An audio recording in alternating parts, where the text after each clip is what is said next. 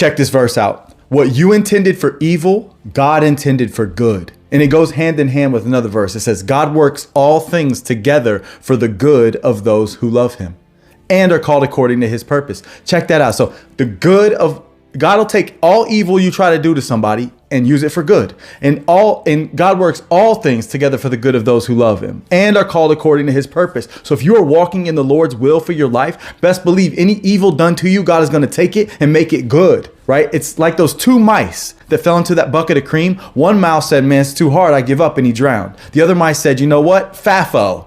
And he started getting his little legs going.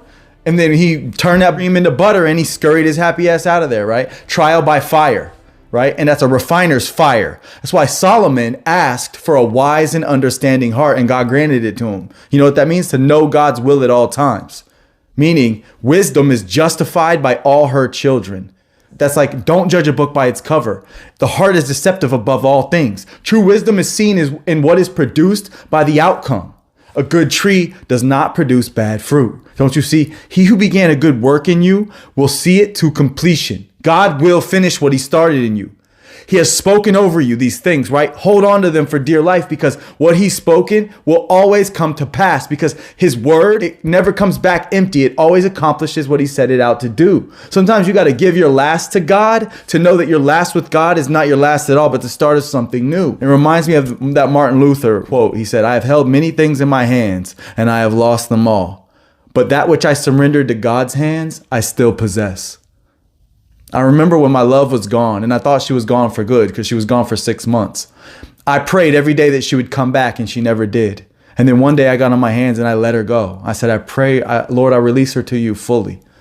She said the very next day she called me and was like, I miss you and I want to talk, right? What's crazy is without knowing that I had prayed that prayer, we had talked later and she said that very night, she said an overwhelming anxiety fell upon her and she just wanted to get home. Those who leave everything in God's hands will eventually see God's hand in everything. What they intend for evil, God intends for good. Listen, they stoned poor Stephen to death, but it was those very stones that became a stepping stone to life. The thorn in Paul's side was the weakness that gave him the power of God. My friends, God will turn your test into a testimony.